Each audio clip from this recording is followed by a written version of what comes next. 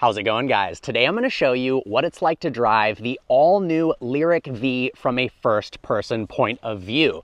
The first ever all-electric Cadillac. It's also the quickest accelerating Cadillac ever made. The LYRIQ-V is powered by two electric motors with standard all-wheel drive, making 615 horsepower and 650 pound-feet of torque. That's good to sprint it from 0 to 60 in a rated 3.3 seconds, but as you'll see later on in the video, we were able to achieve much quicker than that. The LYRIQ-V starts at $78,600 and has 285 miles of range. It's also a very handsome-looking SUV. When you approach it and unlock the vehicle, it has a very cool lighting sequence as well, kind of this waterfall effect with those daytime running lights. We also have a bespoke lower front fascia for the V model, which can be optioned in carbon fiber, which looks really, really nice. We also have 22-inch wheels as standard that are custom for the LYRIQ-V. We also have continuous damping controlled suspension that's sport tuned to make it more athletic. We also have 6-piston Brembo front brakes with 390 millimeter front rotors. Now, it has grown on me over the past couple of days, but the only part of the car I'm not a huge fan of is the rear end. Although I do like this wraparound style LED light, and the fact that to unlock the trunk, you click on that light up Cadillac logo and it reveals tons of storage space. Now, to hop inside the car, when it's unlocked, the handles pop out. Open the door to reveal a gorgeous 33-inch display, awesome leather seats. Let's go ahead and hop in. Inside the LYRIQ-V now, gorgeous 33-inch display. The steering wheel fits great in your hand. Super Cruise indicator up here as well. The center console is nice. We've got a wireless charger right here. The seats are very comfortable. And we even have speakers integrated into the headrest for those 23-speaker AKG with Dolby Atmos, which sound really, really nice. Now, speaking of the seats, we've got heated and cooled functionality. And if we turn this right here, you'll see we've got massage functionality as well. You can change the intensity and the massage mode, which is really nice. Now, if we go down here, click the home button, we can change the drive modes. Let's go into the drive mode selector. We can change it from tour to sport to snow and ice. It'll also change the instrument cluster as well. Some really cool graphics on the display. If we put it into V mode, we can turn on competitive mode. Competitive mode provides torque vectoring as well as the ability for a higher level of slip angle, so you can basically drift this thing, which is pretty nice. I love the graphics in the instrument cluster. The whole display makes us feel very, very high end. If we go back and click the home button again, we also have a whole bunch of different settings like ambient lighting, which is pretty cool. Go into ambient lighting, a ton of different styles to choose from. You can change the brightness and you can also customize it where you're seeing the ambient lighting, which is really nice. Hopping in the back seat, we have tons of legroom. I will say, because of the sloping design in the rear, I don't have the most headroom in the world, but it is pretty comfortable back here. We've got a conventional power outlet as well as 2 USB-C charging ports and climate control. And I kind of like the shape of the back of the front seat. It looks really athletic and aggressive. All right, guys, let's take it out on the road and see what it's like to drive. All right, to put the car into VMAX mode, press and hold this V button right here for 3 seconds. Makes a really cool graphic on the screen. It says velocity max there. Now to put it into launch control, press the brake all the way down, floor the accelerator. Now it says release the brake, and off we go. Wow, this thing pulls. And 0 to 60 in 3.2 seconds. 6-piston, 390 millimeter front rotors. This thing brakes really, really well. Let's see how this thing is on the autocross course. And off we go. Ooh, it gets a little sideways. That's fun.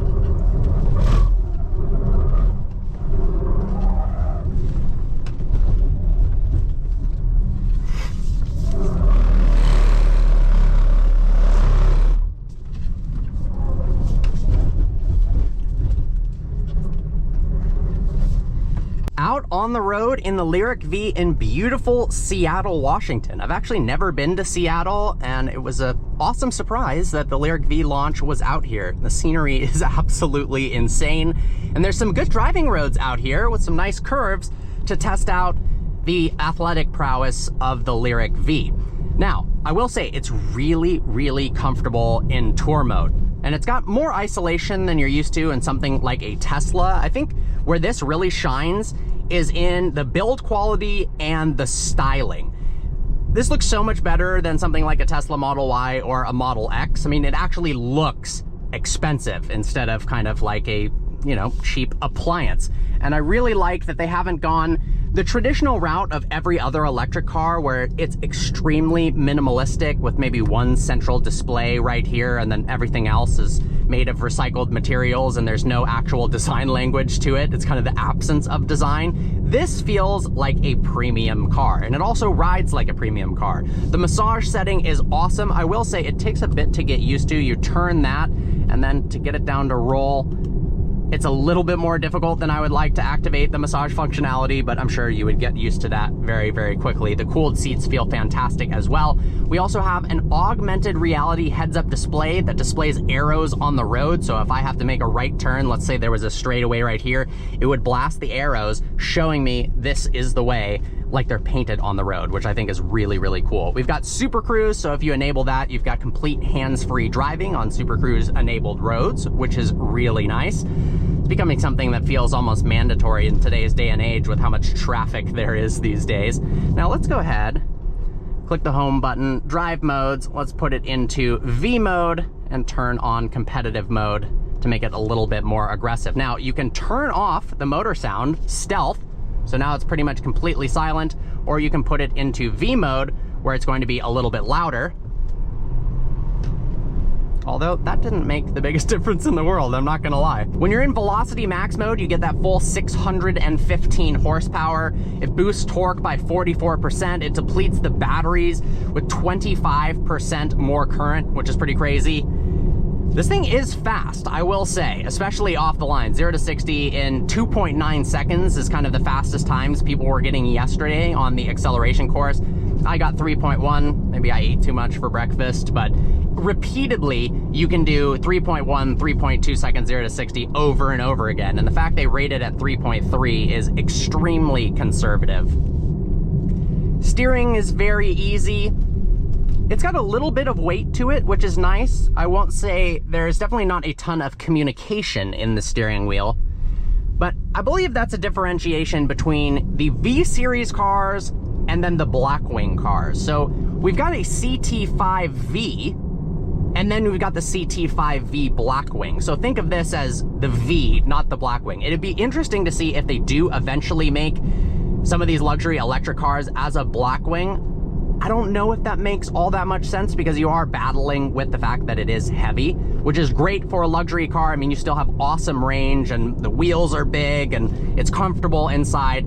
But if you wanted to make this a full-fledged Blackwing, I think it would be pretty darn difficult, but maybe not out of the realm of possibilities. I'm kind of just speaking out into the air. They didn't hint whatsoever that there would be a Blackwing version of this car. But it's interesting because the Escalade V is kind of the top of the line, and that's not a Blackwing. And that thing seems absolutely crazy.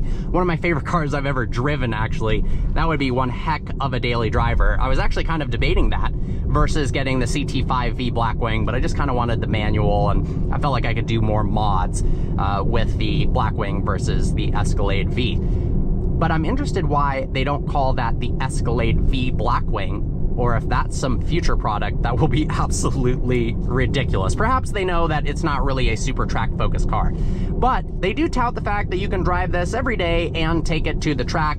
We auto-crossed it, obviously, because it's heavy and all-wheel drive. It understeers a bit, but if you go into corner entry much slower than I was going, I got some tips from Alex, one of the development drivers, that basically you have to go into the corner much slower than you think you do, and then you can power out of it, and it doesn't have that terminal understeer, and you get a little bit sideways on corner exit, which is really fun. And I love the fact that competitive mode, it's kind of one size fits all. There's no different traction control settings for the competitive mode. It's basically a safe but also really playful mode where you can get the car sideways. Drifting an electric SUV is a challenge, but the fact that you could do that in this car is really, really fun. It's comfortable to drive. The speaker system's awesome. The seats are fantastic. I think overall they did a great job with this car. Do I wish it had a little bit more power? Sure, but to the average LYRIQ-V buyer, I think 615 horsepower is way more than enough. And I mean, the passing ability, it definitely has a good amount of thrust to it. Well guys, I hope you enjoyed today's video. Like always, please browse the channel and subscribe. I look forward to seeing you next time.